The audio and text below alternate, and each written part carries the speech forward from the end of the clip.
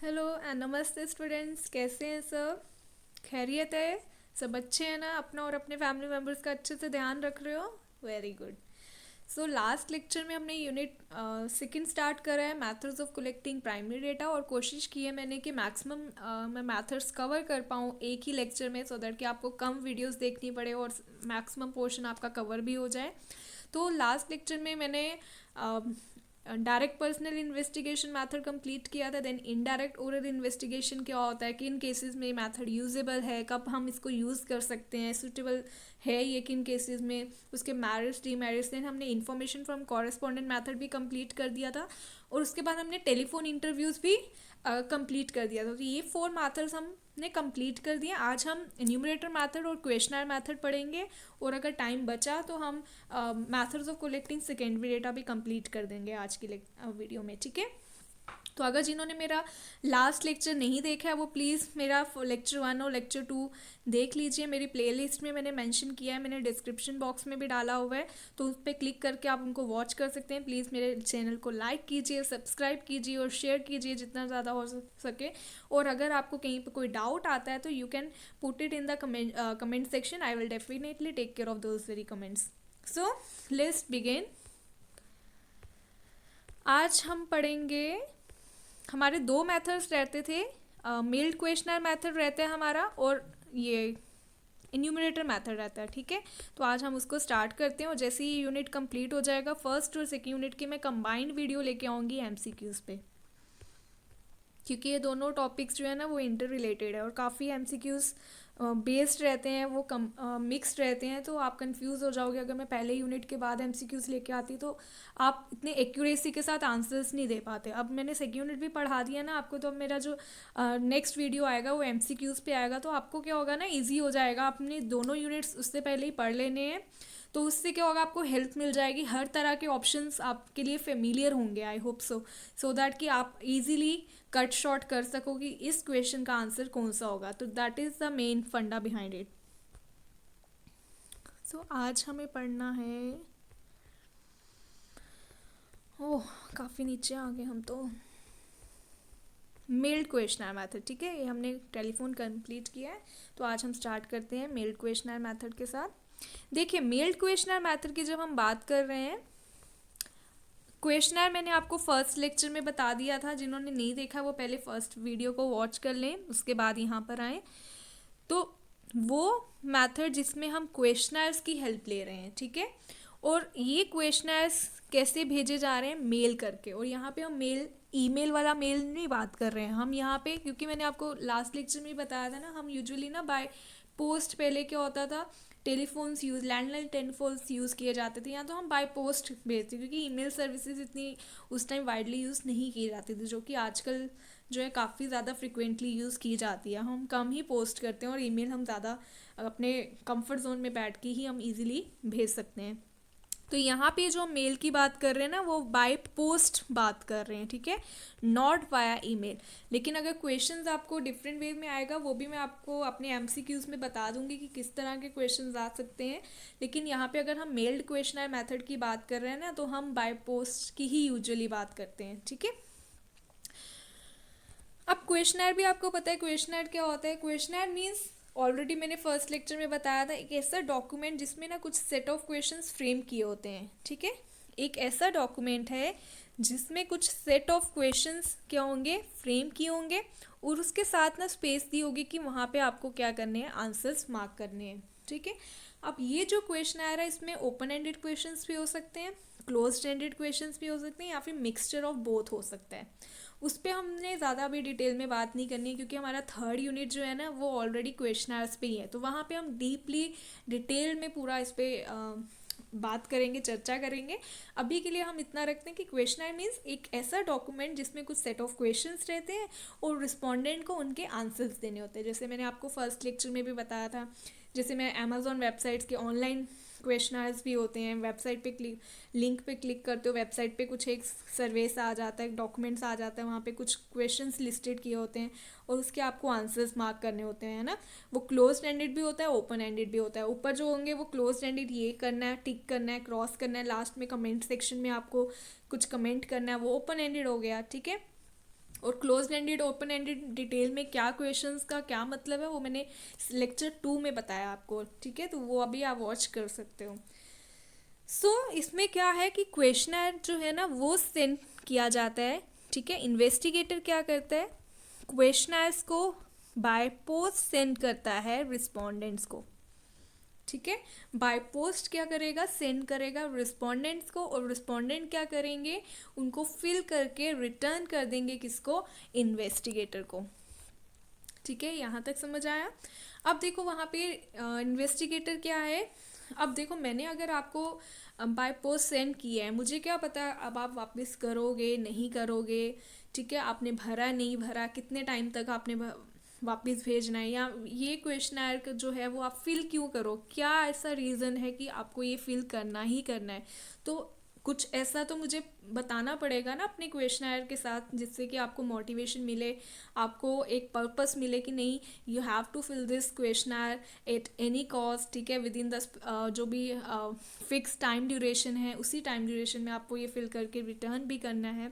तो मैं क्या करूँगी, हम जो क्वेश्चनर सेंड करते हैं ना अपने रिस्पोंडेंट को, उस क्वेश्चनर के साथ हम एक क्या करते हैं, कवर लेटर अटैच करते हैं, ठीक है।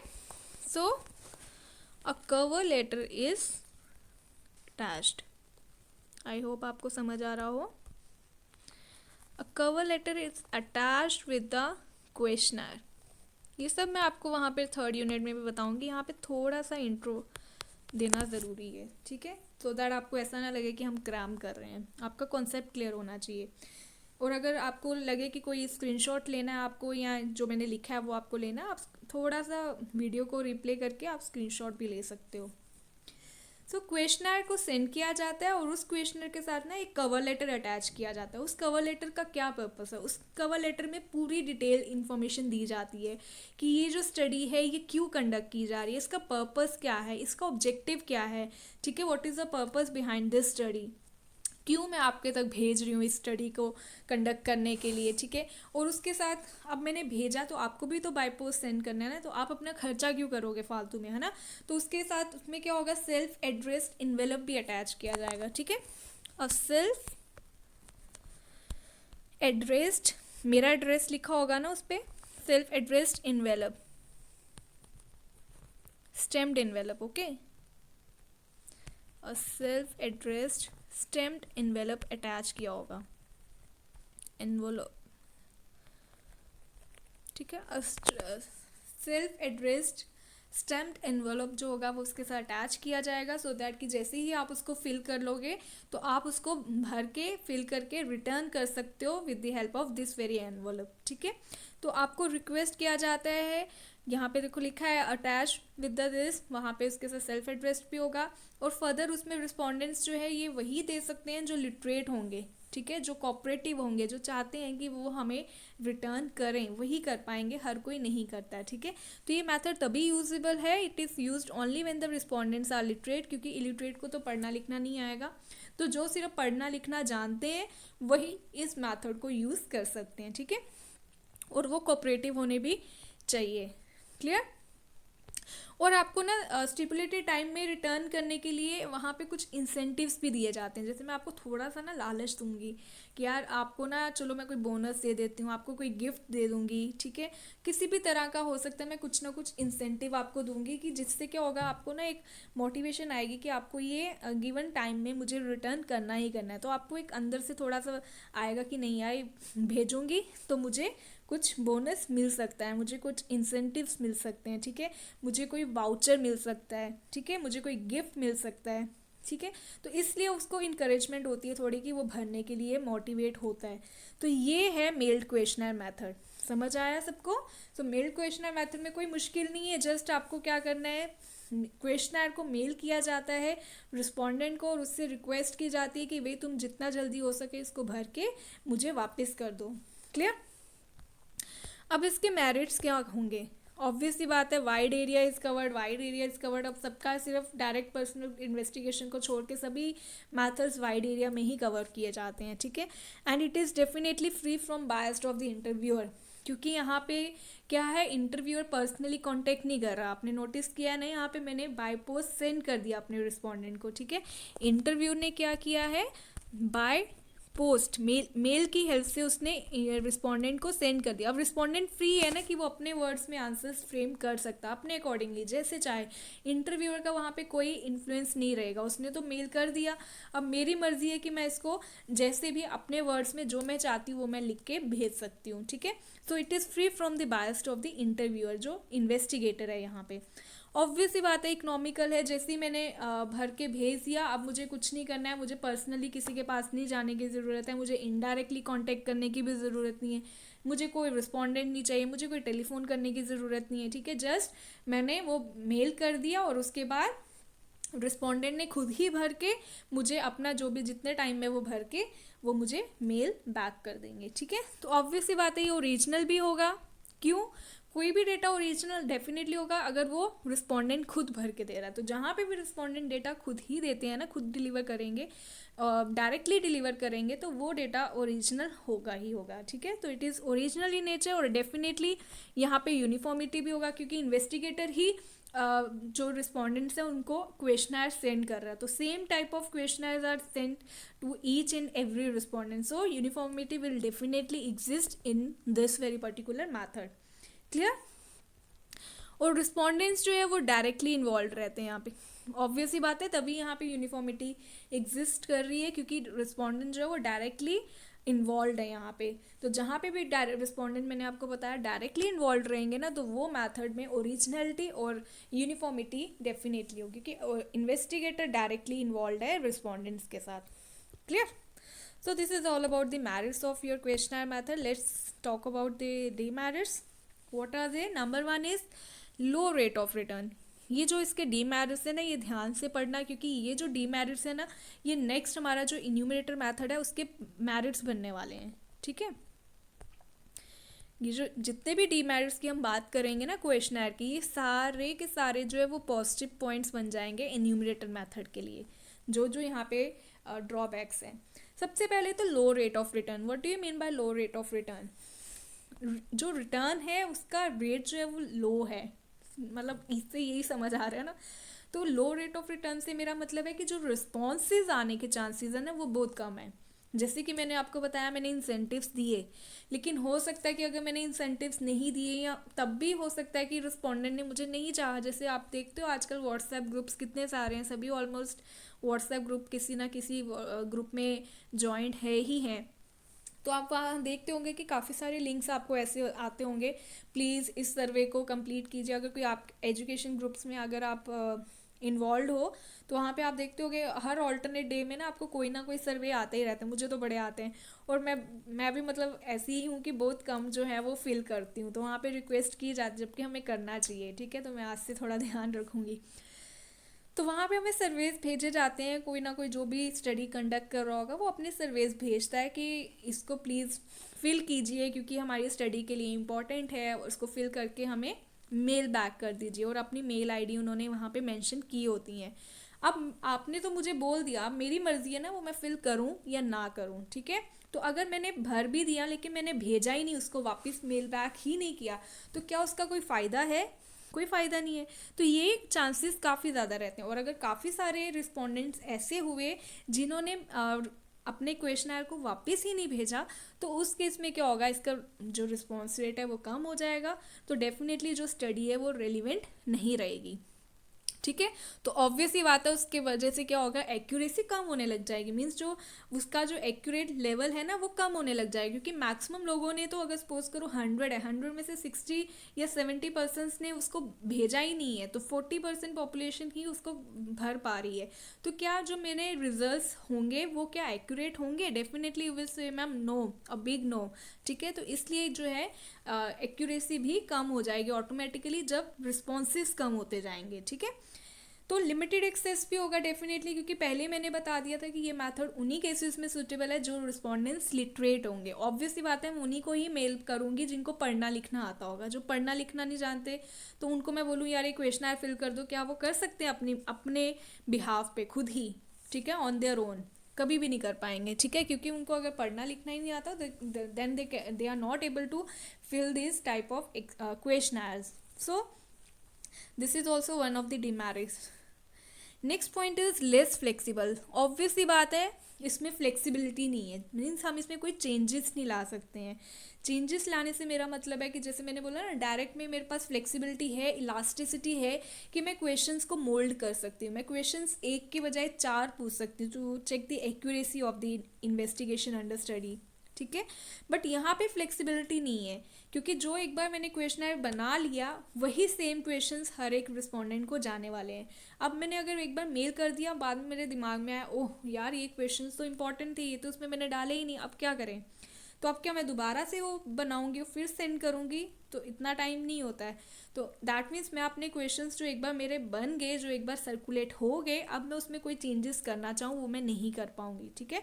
अगर मुझे लगे कि यार ये क्वेश्चंस इररेलेवेंट थे, ये हटा लेती, ये इंपॉर्टेंट थे, ये डाल सकती थी, अब मैं नहीं कर सकती हूँ वो चेंजेस, ठीक है. तो it is less flexible. Ambiguity and misinterpretation is possible under this very particular method. What do you mean by ambiguity? Ambiguity से मेरा मतलब है कि कई बार क्या होता है, कुछ क्वेश्चंस ऐसे होते हैं ना जो कंफ्यूजिंग होते हैं. मीन्स मैंने कुछ और वे में पूछा था, आपने कुछ और समझा.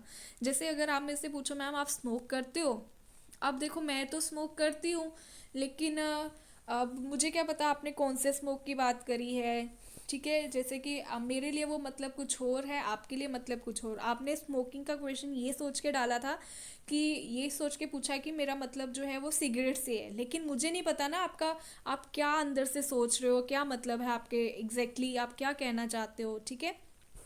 तो वो मुझे नहीं पता है, ठीक है. तो मैंने क्या सोचा कि यार ये तो सिगार की बात तो नहीं कर रहा, ये हुक्का की बात तो नहीं कर रहा, तो मैं तो हुक्का वगैरह नहीं लेती हूँ, तो मैं बोल देती हूँ कि मैं नहीं लेती हूँ, ठीक है. तो मैंने क्या बोल दिया कि मैं इसको यूज़ ही नहीं करती हूँ. तो इस वजह से क्या हुआ, यहाँ पे ये चांसेस होने के ज़्यादा हैं, ठीक है. सो एम्बिग्विटी यहाँ पे एग्जिस्ट करती है. मैंने कुछ और समझा, आपका कहने का मतलब कुछ और था, तो उस वजह से क्या होता है, कितने क्वेश्चंस ऐसे होते हैं जो अनआंसर्ड ही रह जाते हैं, जिनके आंसर्स हम देते ही नहीं है, क्योंकि मुझे लगता है कि यार ये आंसर देना ज़रूरी नहीं है, या मुझे समझ नहीं आ रहा है, वो कन्फ्यूजिंग होते हैं, इस तरह से होंगे कि वो मुझे समझ नहीं आएंगे, तो मैंने आंसर देना ही ज़रूरी नहीं समझा, ठीक है. या फिर मिस इंटरप्रिटेशन हो सकती है, ऑब्वियसली जो मैंने कहा कि मैंने कुछ और बोला और आपने कुछ और समझा, ठीक है. वेग हो सकते हैं वो क्वेश्चंस, रिप्लाईज वेग हो सकते हैं, ठीक है. करेक्ट सेंस नहीं थी आपके क्वेश्चंस की, मैंने कुछ, आप कुछ और वे में पूछ रहे हो, मैं कुछ और वे में समझ रही हूँ, तो ऐसे क्या हो सकता है कि आंसर्स भी जो है अगर मैंने दिए भी हैं वो भी गलत हो सकते हैं, ठीक है. तो अगर मैक्सिमम रिस्पोंडेंट के आंसर्स इसी तरह से रहे तो ऑब्वियस सी बात है, अगेन मेरे रिजल्ट्स होंगे क्या वो एक्यूरेट आएंगे, मेरे रिजल्ट्स रेलिवेंट होंगे, नहीं होंगे, एक्यूरेसी कम हो जाएगी, और उसका जो रिस्पॉन्स रेट ऑलरेडी कम है, कुछ क्वेश्चन जो होंगे मैं छोड़ ही दूंगी, हो सकता है मैं कुछ क्वेश्चन के आंसर दे दूं और कुछ जो है मैं वो अनलेफ्ट कर दूं, ठीक है. तो ये चांसेस जो है वो काफ़ी ज़्यादा रहते हैं किसमें, मेल्ड क्वेश्चनर मेथड में, ठीक है. So this is all about your mail questionnaire method. Next, let's talk about this enumerator method. ठीक है. These two methods are very much important from the examination point of view. So please take care of these two methods. Just remember it. Okay. अब enumerator method की अगर हम बात करें तो enumerator method में क्या होता है, enumerators जो information collect कर रहे हैं, ठीक है. क्वेश्चनर में इन्वेस्टिगेटर ही करता है, यहाँ पे इन्यूमरेटर करता है. मेल क्वेश्चनर कॉरेस्पॉन्डेंट में भी हमने बोला था ना, कॉरेस्पॉन्डेंट ही इन्फॉर्मेशन कलेक्ट कर रहा था, ठीक है.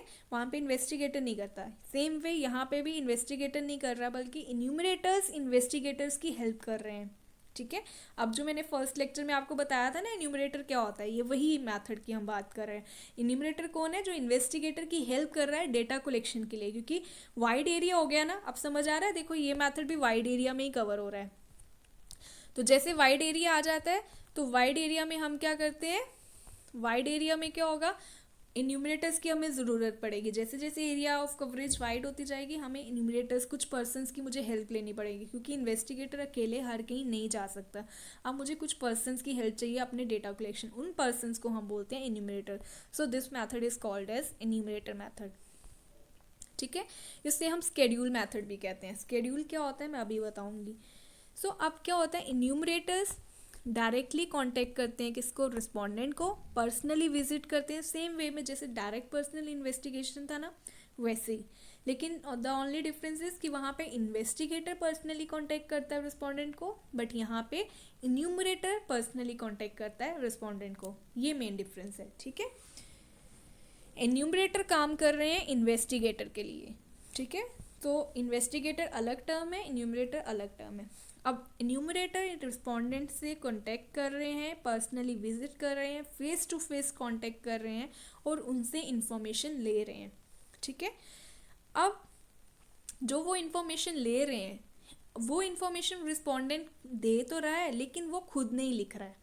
यहाँ पे भी न्यूमरेटर्स के पास क्वेश्चनर्स हैं, जैसे मेल क्वेश्चनर में भी क्वेश्चनर होते हैं जिसमें आपने कुछ क्वेश्चंस फ्रेम किए होते हैं और आंसर देने होते हैं रिस्पोंडेंट को। यहाँ पे लेकिन जो क्वेश्चनर है वो एन्यूमरेटर खुद लेके जाता है रिस्पोंडेंट के पास और रिस्पोंडेंट से रिक्वेस्ट करता है, जो भी क्वेश्चंस होते हैं वो पूछता है उससे और वो उसको आंसर देता है, लेकिन वो जो आंसर्स हैं उसको पेन डाउन कौन करता है, एन्यूमरेटर हिमसेल्फ, ठीक है। एन्यूमरेटर खुद ही सारे रिस्पॉन्सेज को क्या करेगा, फिल करेगा, ठीक है, in his own language. So enumerators directly visit the respondent and collects the information from them by writing their responses in their own language. कौन करेगा ये काम, ये करेगा एन्यूमरेटर। आया समझ, ठीक है। अब देखो, अब इसमें क्या होगा कि ये जो एन्यूमरेटर खुद तो कर रहा है, अब इसका प्लस पॉइंट क्या हो गया, मैंने बोला था ना वहाँ पे लो रेट ऑफ रिटर्न था, ये जितने भी इसके डीमेरिट्स हैं ये सारे क्या बन जाएंगे इसके पॉजिटिव, क्योंकि वहाँ पे रेट ऑफ रिटर्न जो था वो लो था क्योंकि हम पर्सनली कांटेक्ट नहीं कर रहे थे। मैंने मेल किया था और रिस्पोंडेंट को जो समझ आया वो भर दिया, जो नहीं समझ आया वो छोड़ दिया। लेकिन यहाँ पे ये फ़ायदा है कि आपने तो बताना है ना, लेकिन भरवाना मेरा काम है, तो ऑब्वियसली बात है मैं तब तक क्वेश्चंस को अलग अलग वे में समझाती रहूँगी जब तक आपको समझ नहीं आएगा, और मैं तब तक वहाँ से जाऊँगी भी नहीं जब तक मेरे सारे क्वेश्चंस, अगर सपोज करो मेरे 10 क्वेश्चंस है तो जब तक मुझे 10 के 10 क्वेश्चंस के आंसर नहीं मिलेंगे तब तक मैं वहाँ से जाऊँगी भी नहीं। तो ये मेन फंडा है, ठीक है, इसका प्लस पॉइंट है। तो इसलिए वो क्वेश्चनर्स, अब ध्यान से समझना, वो क्वेश्चनर्स जिनको एन्यूमरेटर्स खुद फिल करते हैं, ठीक है, responses are given by the respondent but they are filled by the enumerators themselves, so these questionnaires are known to be your schedules, understood. So वो क्वेश्चनर्स जिनको एन्यूमरेटर्स खुद फिल करते हैं बल्कि रिस्पोंडेंट नहीं करते हैं, इसलिए उन क्वेश्चनर्स को हम स्केड्यूल्स कहते हैं, ठीक है। Now you are getting my point, what is the main difference between questionnaires and schedules. जो क्वेश्चनर्स होते हैं ना उनको रिस्पोंडेंट खुद फिल करता है, लेकिन जो स्केड्यूल्स होते हैं वो भी क्वेश्चनर्स ही हैं, but the only difference is कि वहाँ पे उसको रिस्पोंडेंट फिल नहीं करता बल्कि एन्यूमरेटर खुद फिल करता है। जो लेके जाता है ना एन्यूमरेटर वही आपसे क्वेश्चनिंग करता है, आप आंसर दोगे लेकिन उसको लिखेगा कौन, मैं, ठीक है। अब देखो इसका क्या फ़ायदा होगा, इसका मेन फ़ायदा क्या है कि मैं अब वो सारी सेक्शंस कवर कर सकती हूँ जो मैं मेल क्वेश्चनर मेथड में नहीं कर सकती थी। वहाँ पे था ना कि वो उन्हीं केसेस में सूटेबल था जहाँ पे रिस्पोंडेंट्स क्या थे, लिटरेट थे, ठीक है, तो मैं इलिटरेट सेक्शन से नहीं कवर कर सकती थी अपना डेटा, बट यहाँ पे अब मुझे ये फ़ायदा हो गया कि मैं इलिटरेट सेक्शन से भी कर सकती हूँ, तो हायर रिस्पॉन्स रेट रहेगा, एक्यूरेसी भी ज़्यादा हो जाएगी, ठीक है, रिलायबल भी हो सकती हूँ, डायरेक्ट कांटेक्ट भी पॉसिबल हो गया, वहाँ पे कोई डायरेक्ट कांटेक्ट जो था वो पॉसिबल नहीं था, तो ये सारे इसके मेरिट्स हो जाएंगे। वाइडर एरिया में कवर हो गया, रिस्पॉन्स रेट भी मुझे अच्छा मिलेगा, जब तक मुझे सारे क्वेश्चंस के आंसर नहीं मिलेंगे मैं वहाँ से हटूंगी नहीं, ठीक है। तो एक्यूरेसी डेफिनेटली होगी क्योंकि मुझे सारे क्वेश्चंस के आंसर चाहिए और मैं उसके बॉडी जेस्चर्स को भी नोट कर रही हूँ कि क्या ये आंसर गलत तो नहीं दे रहा, इसको मैं अलग अलग मोल्ड करके पूछ सकती हूँ कि इसको मैं कैसे चेक करूँ इसकी एक्यूरेसी, तो मैं अलग अलग एक सेम क्वेश्चन को मैं डिफरेंट वेज में पूछूंगी, ठीक है। जैसे मुझे आपकी एज ही पता करनी है कि आपकी एज कितनी है, मैं आपकी डेट ऑफ बर्थ पूछ सकती हूँ, फिर डेट ऑफ बर्थ को पूछ लिया, फिर उसके बाद मैं बीच में कभी किसी क्वेश्चन में पूछूंगी कि how old are you at this right time, ठीक है, तो मैंने वैसे कर लिया कुछ इस तरह से, हाउ ओल्ड आर यू, ठीक है, या डेट ऑफ बर्थ, तो आप देखो मैं डेट ऑफ बर्थ से भी चेक कर सकती हूँ और अभी भी मैंने आपकी एज पूछ ली, ठीक है, व्हाट्स योर राइट एज, ठीक है। तो मैंने आपसे ये भी पूछ लिया, तो उसकी हेल्प से क्या होगा, मैं इन दोनों को कोरिलेट कर सकती हूँ, देख सकती हूँ कि मेरा जो रिस्पोंडेंट है उसने कहीं झूठ तो नहीं बोला। तो दोनों में अगर गड़बड़ आई कैलकुलेशंस में, तो that means something is wrong over here, ठीक है। तो डायरेक्ट कांटेक्ट भी हो गया ना, न्यूमरेटर्स पर्सनली कांटेक्ट करे, जो मेल क्वेश्चनर मेथड में पॉसिबल नहीं था, ठीक है। और इस मेथड को ना यूजुअली जो है गवर्नमेंट इंस्टीट्यूशंस जो होते हैं ना, जो बिग बिजनेस फर्म्स हैं ना, जिनके पास खूब सारा पैसा है, वही इसको यूज़ कर सकते हैं, क्योंकि this method is very much expensive.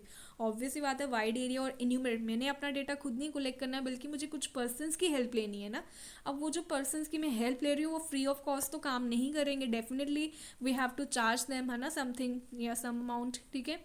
तो वो एन्यूमरेटर्स एक तो ट्रेंड होने चाहिए, स्किलफुल, सेम जैसे इन्वेस्टिगेटर डायरेक्ट में होना चाहिए, वो भी ट्रेंड होने चाहिए, स्किलफुल होने चाहिए, टेक्टफुल होने चाहिए, पोलाइट होने चाहिए, ठीक है, ट्रेंड होने चाहिए, और एडिक्वेट फाइनेंस होना चाहिए हमारे पास कि हम उनको अफोर्ड कर सकते हैं। मैं एन्यूमरेटर्स को अफोर्ड कर सकती हूँ कि so that they can collect information on my behalf, ठीक है।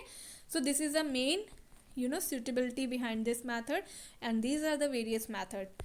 अब डीमेरिट्स क्या होंगे, देखो, very much time consuming, this method is going to be very much expensive, क्योंकि बिग बिजनेस फर्म्स ही इस मैथड को यूज़ कर सकती है, हमारे बस की बात नहीं। अगर मुझे बोला जाए कि जाओ all over India information collect करके लाओ, तो मैं नहीं जा सकती। मैं चाहे इन्यूमरेटर्स की हेल्प ले लूँ, तो उन इन्यूमरेटर्स को भी मुझे पे करना पड़ेगा, और हमारे पास इतने फाइनेंसेस नहीं है कि मैं पे करूँ एन्यूमरेटर्स के लिए, ठीक है। So this method I am not going to afford it, ठीक है। तो ये सिर्फ बिग बिजनेस फर्म जिनके पास बहुत सारा पैसा है, वही इस मैथड को अफोर्ड कर सकते हैं। और यूजुअली आपको पता है, सेंसस डेटा जो है, सेंसस डेटा के बारे में पता होगा ना सबको, जिसमें कंप्लीट इन्यूमरेशन होती है of each and every unit of the population, ठीक है, ऑफ दिस कंट्री बोल सकते हैं, जो भी पॉपुलेशन आप ले लो उसकी। इस पर भी हम बात करेंगे जब डेमोग्राफी पे जाएंगे ना, तो इस पर भी हम डिटेल में बात करेंगे, ठीक है। तो ये जो सेंसस डेटा जो कि लास्ट हमारा कंडक्ट हुआ था 2011 में, और जबकि अब 2021 में होना था, बट ड्यू टू कोरोना नहीं हो पाया अभी तक। 2 फेजेस में होता है ये कंडक्ट। और ये जो सेंसस डेटा है, ये भी हम किस मेथड से कलेक्ट करते हैं, यही एन्यूमरेटर मेथड ही हम यूज़ करते हैं। सेंसस डेटा को भी कलेक्ट करने के लिए ना गवर्नमेंट ही करती है ना, तो गवर्नमेंट कौन सा मेथड यूज़ करती है, enumerator method. And around 30,000 lakh of enumerators are hired for this very particular collection of census data. Around 30,000 lakh के सिर्फ उनको enumerators ही हायर करने पड़ते हैं। वो गवर्नमेंट इंस्टीट्यूशंस के टीचर्स हो सकते हैं, लेक्चरर हो सकते हैं, कोई भी मतलब गवर्नमेंट एम्प्लॉयज़ हो सकते हैं या सेमी गवर्नमेंट एम्प्लॉयज़ हो सकते हैं, जो गवर्नमेंट बॉडी के लिए इंफॉर्मेशन कलेक्ट करके लेके आते हैं, ठीक है। तो अगर इन्यूमरेटर्स इतने ज़्यादा हैं, तो सोचो पॉपुलेशन आपको पता है और कितनी ज़्यादा है, तो कैसे ये डिवाइड करते होंगे, कैसे करते होंगे, तो कितना सोच के समझ आ रहा है ना कि कितना एक्सपेंसिव होगा। तो ये हमारे बस की बात नहीं है। तो this is all about your enumerator method. Clear? देखो, अगर मैं आपसे अब डिफरेंसेस पूछूं कि what is the main difference between questionnaire method and your this enumerator method में क्या डिफरेंस है, तो अगर मैं पूछूं कि क्वेश्चनर मेथड में डायरेक्ट कांटेक्ट पॉसिबल है, तो क्वेश्चनर मेथड में डायरेक्ट कांटेक्ट पॉसिबल नहीं है, बट एन्यूमरेटर मेथड में तो डायरेक्ट कांटेक्ट जो है वो पॉसिबल रहता है, ठीक है। तो अगर मैं यहाँ पे बात करूँ क्वेश्चनर मेथड की, और यहाँ पे हम बात करें स्केड्यूल की, क्योंकि हमारे पास इतना टाइम नहीं है ना, तो मैं मेन पॉइंट्स जस्ट बताती हूँ और आप उसको पेन डाउन करते जाना। यहाँ पे जो है वो डायरेक्ट कॉन्टेक्ट नॉट पॉसिबल, ठीक है, बट यहाँ पे डायरेक्ट कॉन्टेक्ट जो है वो पॉसिबल है। डीसी मीन्स डायरेक्ट कॉन्टेक्ट, ठीक है। क्वेश्चनर्स को फिल कौन करते हैं, फिल्ड बाय दी रिस्पोंडेंट्स, लिख सकते हो filled by the respondents, but they are not filled by, but यहाँ पे स्केड्यूल्स को कौन फिल करता है, filled by the enumerators themselves, ठीक है। A stand for enumerators, okay. तो यहाँ पे रिस्पोंडेंट का रोल है कि उसको पढ़ना भी है, समझना भी खुद ही है, और रिस्पॉन्सेस भी खुद ही देने हैं, और लिखना भी खुद ही है। लेकिन यहाँ पे क्या है, इन्यूमरेटर्स को समझाना है और उनको पेन डाउन भी खुद ही करना है। रिस्पोंडेंट का काम है सिर्फ समझना और आंसर्स देना, लिखना काम है इन्यूमरेटर्स का। क्लियर? अगर मैं कॉस्ट की बात करूँ, तो क्वेश्चनर मेथड ज़्यादा कॉस्टली होगा या स्केड्यूल मेथड?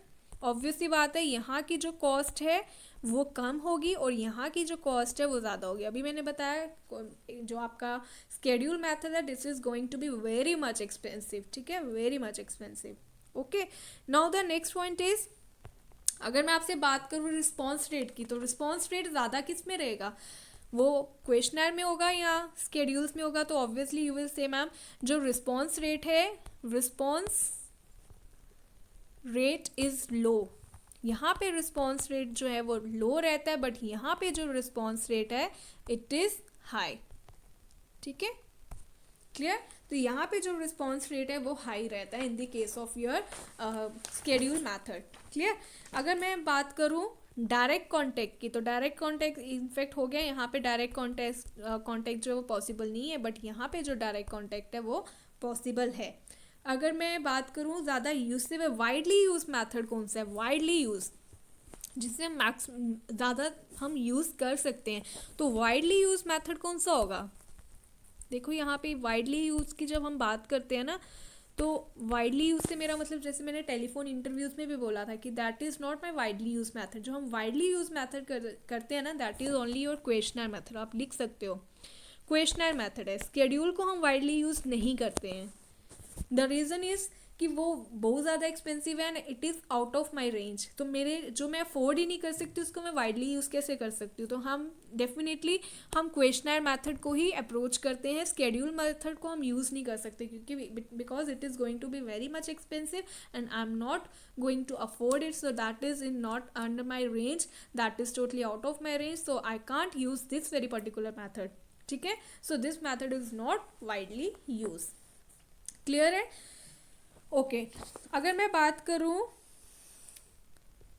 फिजिकल अपीयरेंस की, ठीक है, फिजिकल अपीयरेंस की, फिजिकल अपीयरेंस किस में मैटर करती है, क्वेश्चनर में मैटर करती है या स्केड्यूल में मैटर करती है.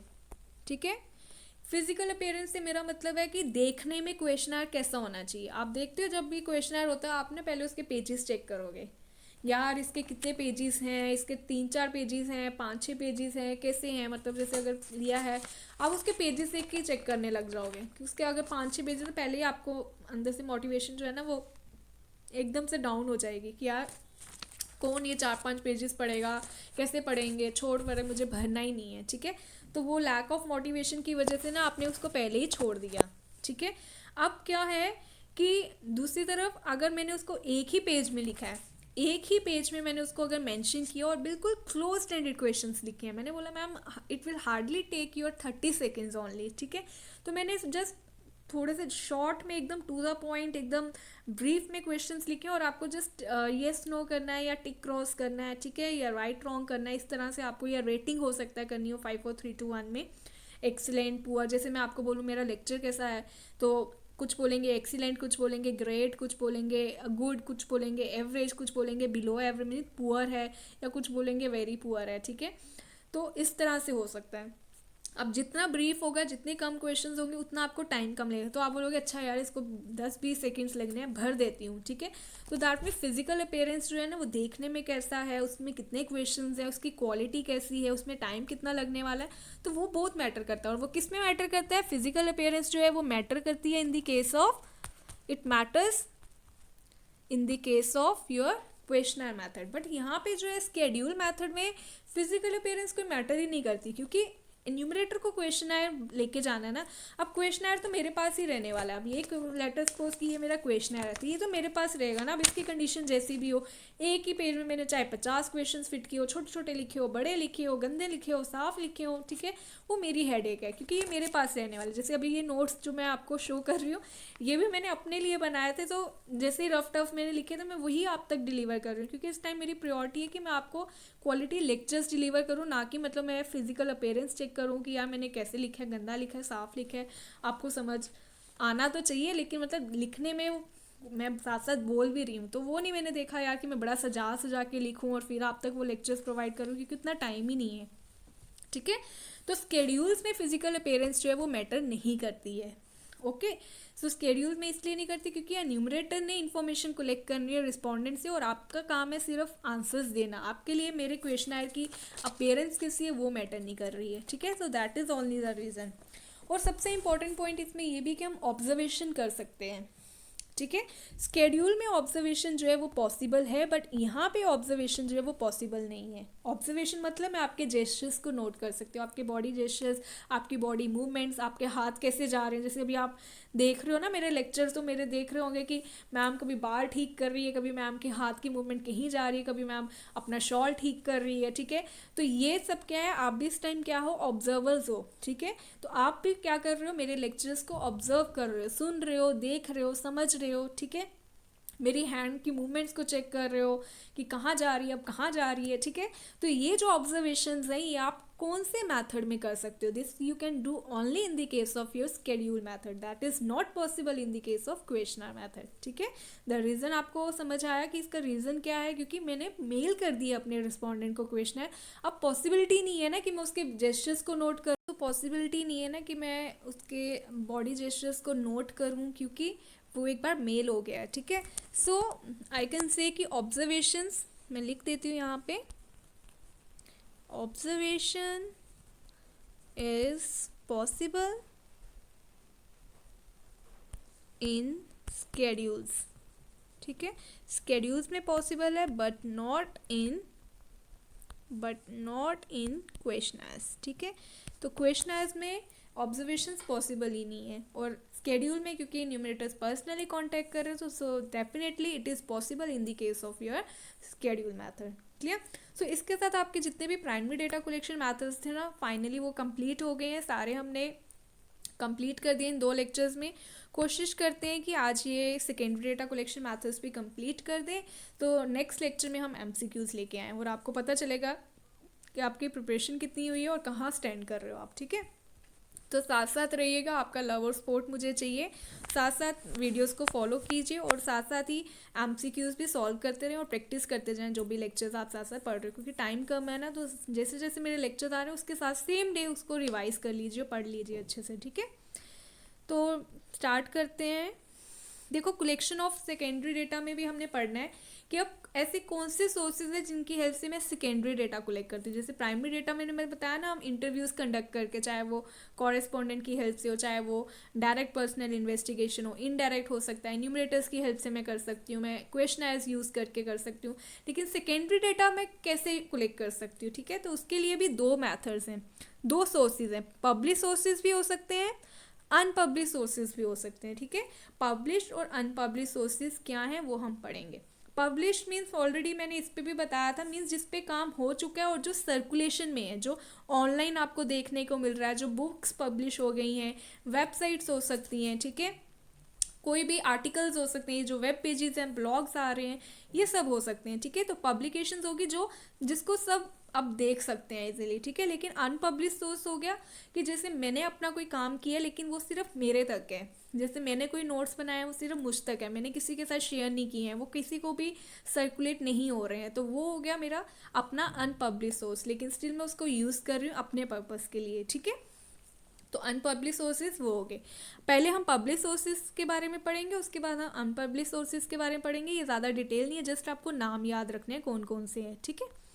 तो गवर्नमेंट पब्लिकेशंस हो गई, जैसे कि जिसमें सेंट्रल गवर्नमेंट भी आती है, स्टेट गवर्नमेंट भी है। तो जितनी भी पब्लिकेशन, जब भी आपने कोई क्वेश्चन देखना है ना, अगर उस क्वेश्चन में पब्लिकेशन हो ना, कोई भी, चाहे वो सेंटर की हो चाहे वो स्टेट गवर्नमेंट की हो, अगर बुक कहीं भी क्वेश्चन में आपको पब्लिकेशन की बात हो रही है, तो पूछा जा रहा है कि ये सेकेंडरी डेटा है या प्राइमरी डेटा है, तो वो हमेशा सेकेंडरी डेटा ही होगा। कोई भी जो पब्लिकेशन है वो हमेशा सेकेंडरी डेटा ही मानी जाएगी, ठीक है।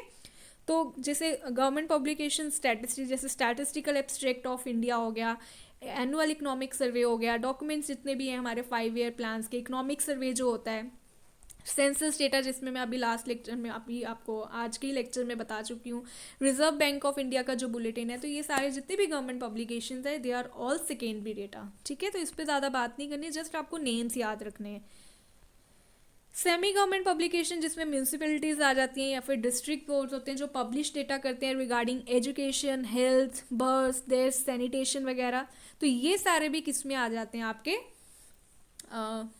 सेकेंडरी डेटा सोर्सेज में, ठीक है, अंडर गवर्नमेंट पब्लिकेशंस, क्लियर। जितनी भी रिपोर्ट्स हैं, कमिटीज़ की, कमीशंस की, जिनको गवर्नमेंट अपॉइंट करती है, जैसे कि फाइनेंस कमीशन हो गया, नीति आयोग हो गया, तो ये सारा भी किसके अंदर आ जाएगा आपका सेकेंडरी डेटा सोर्सेज में, ठीक है। तो चाहे वो गवर्नमेंट की पब्लिकेशन हो, चाहे वो सेमी गवर्नमेंट पब्लिकेशन हो, सेंटर की हो, स्टेट की हो, किसी भी कमिटी ने कोई पब्लिकेशन की है, कोई रिसर्च इंस्टीट्यूशन है उसने पब्लिकेशन की है सॉरी, कोई अगर कोई इंटरनेशनल ऑर्गेनाइजेशन है उसने कोई पब्लिकेशन की, इसलिए मैं आपको बोल रही हूँ जितनी भी पब्लिकेशन होंगी ना वो बिना सोचे देखे समझे बस आपको देखना, अगर वो पब्लिश डेटा है तो वो 100% वो सेकेंडरी ही होगा, ठीक है। नरसिम्हा राव कमिटी, पे कमीशन रिपोर्ट, ठीक है। पब्लिकेशंस हो गई रिसर्च इंस्टीट्यूशंस की, जो मैं अभी बात कर रही हूँ, जैसे जितने भी रिसर्च इंस्टीट्यूशंस हैं उनकी जितनी भी पब्लिकेशंस होगी they are all secondary data sources, जैसे एनसीईआरटी है, National Council of Educational Research and Training, Institute of Policies and Economics, ठीक है। फिर उसके बाद इंडियन स्टैटिस्टिकल इंस्टीट्यूट है, National Council of Applied Economic Research है, Indian Institute of Foreign Trade जो कि दिल्ली में है, IIFT। तो ये सारे भी किसके एग्जाम्पल्स हो जाएंगे आपके रिसर्च इंस्टीट्यूशंस की जितनी भी पब्लिकेशंस है they are all secondary data sources. International publications भी होंगी, चाहे वो WHO की हो, चाहे वो इंटरनेशनल लेबर ऑर्गेनाइजेशन हो, चाहे वो UNO की हो, चाहे वो इंडियन लेबर ऑर्गेनाइजेशन की हो, ठीक है। तो ये सारी इंटरनेशनल लेबर ऑर्गेनाइजेशन, तो ये सारी भी क्या होंगी आपकी सेकेंडरी डेटा सोर्सेज हैं, ठीक है। ये जो वर्ल्ड बैंक की वेबसाइट्स हो गई आपकी, WDI indicators, world development indicators हो गए, इंट्रासेन की जो वेबसाइट है, इंटरनेशनल ट्रेड सेंटर, ठीक है। इंट्रासेन मीन्स इंटरनेशनल ट्रेड सेंटर। तो ये सारी वेबसाइट्स भी क्या हैं आपके सेकेंडरी डेटा सोर्सेज हैं। जॉइंट स्टॉक कंपनीज हो गए, कॉरपोरेशन, ये भी जो डेटा पब्लिश करते हैं इनका डेटा भी क्या है सेकेंडरी डेटा सोर्सेज, जैसे टाटा मोटर्स का हो गया, रिलायंस इंडस्ट्रीज, जो भी डेटा पब्लिश करती है ये सारा किस में आ जाता है सेकेंडरी डेटा सोर्सेज में ही माना जाता है। जो रिसर्च स्कॉलर, जैसे मैं अगर PhD रिसर्च स्कॉलर हूँ, मैं अगर अपना डेटा पब्लिश करती हूँ, किसी वेबसाइट में डालती हूँ या अपनी बुक्स बना के पब्लिश करती हूँ, तो मेरे जो पेपर्स, मेरी पब्लिकेशंस जो होंगी वो भी डेफिनेटली सेकेंडरी डेटा सोर्सेज ही होंगी, ठीक है। तो इस पर ज़्यादा डिटेल में जाने की ज़रूरत नहीं है। जितने भी जर्नल्स हो गए जिसमें किसी ने काम किया है, कोई पेपर्स, मैंने कोई पेपर पब्लिश किया है, मैगजीन्स आपको पता होगा क्योंकि अब आप स्टैटिस्टिक्स पढ़ रहे हो और ये सब टर्म्स से आप फेमिलियर, बड़े ही हो, कोई छोटा बच्चा नहीं है यहाँ पे जिसको अब पेपर क्या होता है, मैगजीन क्या होती है ये नहीं पता होगा। तो इस पर ज़्यादा डिटेल में हमें जाने की ज़रूरत नहीं है, ठीक है। I really hope all have understood this terms. So जितने भी इंसाइक्लोपीडिया हो गए, जितने भी आर्टिकल्स है, वेबसाइट्स है, टेक्स्ट बुक्स है, इंटरनेट पे जितने भी सोर्सेज आपके आ रहे हैं ना, ये सारे सेकेंडरी डेटा सोर्सेज ही हैं, ठीक है। Now next comes the what are the unpublish sources. अभी तो हमने बात की पब्लिश जितने भी सोर्सेज होंगे ना they are all secondary, but unpublish sources में प्रॉब्लम आती है, ठीक है। जो काम पब्लिश नहीं हुआ है ना, मुझे वहाँ प्रॉब्लम आएगी कि क्या ये प्राइमरी है या सेकेंडरी है, तो वो समझना थोड़ा सा मुश्किल हो जाता है क्योंकि हम समझ नहीं पाते। और ऑफलाइन में काफ़ी स्टूडेंट्स को प्रॉब्लम आती है, ऐसे समझ आ जाता है ये प्राइमरी है मैम, ये सेकेंडरी है, लेकिन जब मैं क्वेश्चन पूछने पे आती हूँ ना देन दे गेट कन्फ्यूज कि मैम ये प्राइमरी भी हो सकता है, मैम सेकेंडरी होगा, कोई बोलेगा मैम प्राइमरी, कोई बोलेगा मैम सेकेंडरी। तो वो फिर उनका कॉन्फिडेंस जो होता है ना थोड़ा सा ऐसे हो जाता है कि यार अभी तो हम बड़े कॉन्फिडेंट थे कि हमें आता है, हमें पता है, लेकिन जब जैसे मैंने क्वेश्चन किया तो साथ ही जो होता है थोड़ा सा उनका मोरल डाउन हो जाता है, फिर उनको थोड़ा सा बूस्ट अप करना पड़ता है कि नहीं ये ट्रिक्स होती हैं, ये फंडा है कि इनसे आप समझ सकते हो कि कैसे पता चलेगा ये प्राइम। तो इसलिए मैं आपको पहली ट्रिक ये बता रही हूँ, जब भी कोई डेटा पब्लिश हो गया ना समझ लो वो 100% वो आपका सेकेंडरी डेटा ही होगा। प्रॉब्लम आएगी आपको अनपब्लिश में। देखो आपको मैंने प्राइमरी और सेकेंडरी डेटा के लास्ट में बताया था कि डिग्री का डिफरेंस होता है, कंटेंट दोनों में सेम होता है। द प्रॉब्लम इज़ कि कौन उसको यूज़ कर रहा है। अगर किसी और का डेटा मैं यूज़ कर रही हूँ ना, तो मेरे लिए अगर मेरे लिए पूछा हुआ है तो मेरे लिए वो सेकेंडरी है, उस पर्सन के लिए अभी भी वो प्राइमरी ही है। तो वो मेन फंडा होता है जो आपको याद रखना होता है कि किसके पॉइंट ऑफ व्यू से, किसके पर्सपेक्टिव से बात हो रही है। देखो अब यहाँ पे जैसे reports and records maintain by government and private offices, जो भी रिपोर्ट्स एंड रिकॉर्ड हो सकते हैं ना, कुछ मेरे पर्सनल रिकॉर्ड्स हो जो हम नहीं शेयर करना चाहते हैं किसी और से, जो मेरी अपनी प्राइवेट कंपनीज़ का रिकॉर्ड है मैं वो दूसरी कंपनी के साथ क्यों शेयर करूँगी। लेकिन इन केस अगर कोई और मेरे से लेने आता है, मेरे से रिक्वेस्ट करता है कि क्या आप मुझसे शेयर करोगे, जैसे अब ये नोट्स ही मेरे ही नोट्स थे, बट अगर ये नोट्स अब मैंने आप तक शेयर किए तो आपके लिए सेकेंडरी हो गया, लेकिन अगर मैंने ही बनाया, मेरे नोट्स थे, तो मेरे लिए तो ये अभी भी प्राइमरी ही है। आप सब अब मेरे नोट्स को यूज़ कर रहे हो तो आपके लिए मेरे नोट्स सेकेंडरी डेटा बन गए, लेकिन मेरे लिए ये अभी भी प्राइमरी है और एंड तक प्राइमरी ही रहेगा। You are getting my point? ठीक है, तो ये मेन आपको याद रखना है पॉइंट। ठीक है, जैसे कोई भी रिसर्च इंस्टीट्यूशन हो गया या स्कॉलर्स हो गए, उनकी जितनी भी स्टडीज़ उन्होंने कंडक्ट की हैं वो भी सेकेंडरी डेटा ये कह रहे हैं हो सकते हैं, वो सेकेंडरी डेटा सोर्स हो सकते हैं अगर उनको कोई और यूज़ कर रहा है। जैसे ये नोट्स मैंने बनाए थे तो प्राइमरी डेटा, अब ये आप तक पहुंच गए हैं, सब जगह सर्कुलेट हो रहे हैं, तो ये आपके लिए सेकेंडरी डेटा सोर्स हो गया। जैसे मैंने लेक्चर्स बनाया मेरे पास है तो प्राइमरी, आप सब अब मेरे लेक्चर्स को घर बैठे देख रहे हो, कहीं पे भी जाके आप इजीली इसको वॉच कर सकते हो, तो आपके लिए मैं क्या हो गई, एक सेकेंडरी डेटा सोर्स हो गई। ठीक है, ये मोबाइल इंटरनेट की यूट्यूब क्या है आपके लिए, सेकेंडरी डेटा सोर्स है। ठीक है, जस्ट आपके पास इंटरनेट कनेक्शन होगा, आप कहीं पर भी बैठ के वीडियोज़ आराम से देख सकते हो, तो ये यूट्यूब क्या है आपके लिए, सेकेंडरी डेटा सोर्स है। अनपब्लिश बायोग्राफीज, जैसे जैसे मैंने बायोग्राफी लिखी है, अपनी बायोग्राफी में ऑटोबायोग्राफी लिख रही हूँ, तो अब मेरे से कोई और पर्सन आता है, बोलता है आप अपनी प्लीज़ ऑटोबायोग्राफी हमारे साथ शेयर करो, इस पर हम मूवीज़ बनाना चाहते हैं। जैसे आपने मूवीज़ देखते हो ना, शेरशाह वगैरह, कितनी सारी ऑटोबायोग्राफीज पे आती है मूवीज़, ये क्या है, किसी की ऑटोबायोग्राफी थी ना, उनसे इन्होंने डेटा लिया, तो अभी ये सेकेंडरी डेटा सोर्स हो सकता है। मैंने ये नहीं बोला कि ये होगा ही होगा, अगर इनको कोई और यूज़ करे सेकेंड पर्सन तो फिर ये सेकेंडरी डेटा सोर्स हो सकता है, और ये अनपब्लिश सोर्सेज वही है जो सेकेंडरी डेटा सोर्स हो सकते हैं। ठीक है नहीं, हो सकते हैं अगर इनको कोई दूसरा पर्सन यूज़ कर रहा है अपनी स्टडीज़ में। ठीक है, जैसे अब डायरेक्टर ने ले लिए मेरे से मेरी ऑटोबायोग्राफी और उसके ऊपर मूवी एक बना डाली, उस पर प्रोडक्शन की, डायरेक्शन करी, और वो अब लोगों तक पहुंच गई, तो वो क्या बन गया, अब सेकेंडरी डेटा सोर्स बन गया। ठीक है, मैंने कोई अपनी पर्सनल डायरी लिखी है, अब वो मेरी पर्सनल डायरी कहीं पे निकल गई, बाहर हो गई, सबने पढ़ ली, तो उनके लिए क्या हो गया, वो सेकेंडरी डेटा हो गया। ठीक है, जैसे आप लाइब्रेरीज देखते हो, तो लाइब्रेरीज में भी क्या है, अलग अलग बुक्स पढ़ी होती हैं, तो लाइब्रेरीज तो सेकेंडरी डेटा ही है। ठीक है, लेटर्स होगी, मैंने अपने पास कोई रिकॉर्ड रखा है, तो वो भी क्या हो गया, सेकेंडरी डेटा सोर्स हो सकता है। ठीक है, आर्काइव डेटा भी होता है। आर्काइव डेटा क्या है, जैसे कोई मैंने पर्सनल कोई अपना, जैसे आप देखते हो आर्काइव टर्म आपने सुनी होगी, व्हाट्सएप पे भी आती है ना आर्काइव चैट, फिर उसमें जीमेल में भी आती है आर्काइव मेल्स। ठीक है, उसमें क्या होता है, वो कुछ बोलते, जब मैंने ऑफलाइन बैचेस में पूछा था ना, बच्चे बोलते हैं मैम वो ना हाइड कर देती है हमारी चैट्स को। ठीक है, कुछ बोलते हैं वो परमानेंटली सेव कर, मतलब अलग अलग कॉर्नर में उसको ना छुपा देती है कि कोई उसको पढ़ नहीं पाएगा, बट ऐसा कुछ नहीं है। उसका मेन लॉजिक ये होता है कि वो पुराना कि कोई काम है, अब उसको स्टोर करके रखा है उसने। ठीक है, so it is that information which is already existing in someone else's files. ठीक है, तो जैसे डॉक्यूमेंट्री रिकॉर्ड्स होते हैं हमारे, कोई मैंने पुराना डॉक्यूमेंट्री रिकॉर्ड रखा हुआ है, तो उसको हम आर्काइव डेटा बोलेंगे। ठीक है, तो आर्काइव डेटा जो है ना, वो भी सेकेंडरी डेटा का एग्जाम्पल हो सकता है, सेकेंडरी डेटा सोर्स हो सकता है। ठीक है, so this is all about your secondary data sources. तो आज हमने प्राइमरी डेटा सोर्सेज भी कंप्लीट कर लिए हैं, और सेकेंडरी डेटा सोर्सेज जो थे, मैथड्स थे, वो भी हमने कंप्लीट कर दिए हैं होपफुली। सो आई होप आपको सारे अच्छे से समझ आए हो। आज के लिए हम इतना ही रखते हैं, वाइंड अप करते हैं। आई होप आपको मेरा लेक्चर समझ आया हो, and do take care of your health also. Thank you. Next lecture में हम MCQs लेकर आएंगे और उस पर स्टडी करेंगे। ठीक है, okay, take care, bye bye.